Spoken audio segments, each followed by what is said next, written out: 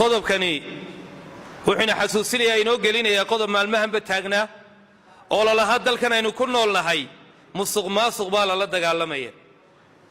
in musuqmaasuq lala dagaalamaa waa wax wanaagsan. diinteennu meel adag bay ka istaagtay in xoolaha dadweynaha la cantoobsado oo daanka la gashado oo lagu tagrifalo. waa wax aad u wanaagsan.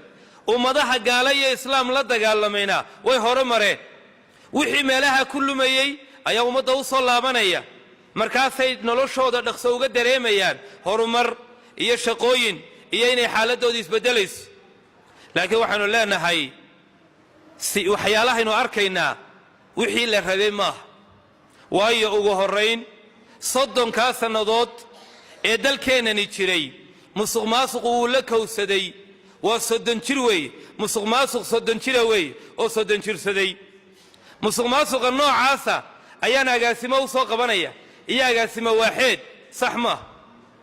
waa in laga soo bilaabaa korka odayga ugu weyn la xisaabiya, hoos loo soo daadegaa, golayaasha la soo maraa, wasiirada la soo maraa, ilaa marka dambe la soo gaadho qoladan dhallinyaradee la sheegayo iyaga qudhooda la dhaafi maayee la soo gaadho. qodobka labaad ee meesha ku jira wuxuu yahay iyada lafteeda ayaan toosnayn. maxaa yeelay waxaanu maqlaynaa wasiirra mucayan oo gaara oo beelo gaara ka soo jeeda ayaa odhad la gelinaya. iyaduna sax maaha. waa in si siman loo geliyaa, waa in si siman loo xisaabiyaa. reer bani israa'iil baa lagu halaagay. kay dareemaan inuu yar jilicsan yahay in xukunka la saaro, kay dareemaan inuu meel adag ku tiirsan yahay in laga warwareego. nebiguna wuxuu lahaa salawaatu rabbi wasalaamu calayh wacaymullaahi low anna faatimata binta muxammadin saraqat laqatactu yadaha. marka iyadana waa inay noqotaa, haddaad doonaysaan inaynu wax noqonno, cidda xisaabinaysa waa inay sida buldowsarta iyo cagafta koonaha kaga soo bilaabaan ilaa koonihii kale. ninkii nadiif noqdaa sidaa uu nadiifta u yahay loogu daaya halkiisa, kii kalena tallaabo laga qaado. waxaa ka mid a walaalayaal waxyaalaha muhiimka ah ee aynu doonayna inaynu garanno waa inay xaaladdu isbeddeshaa.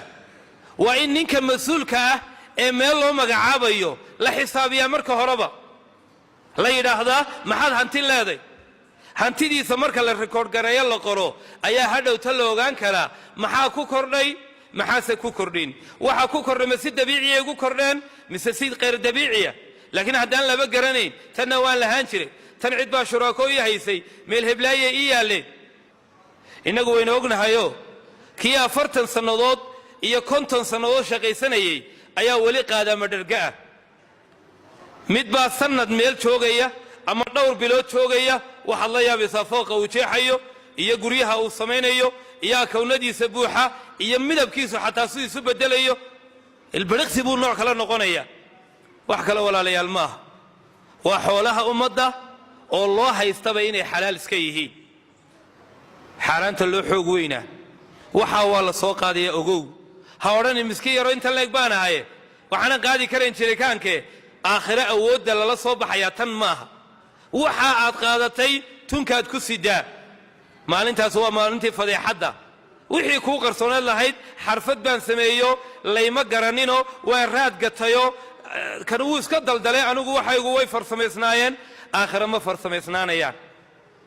aakhire warkii oo dhaydac ka cad baa la keenaya.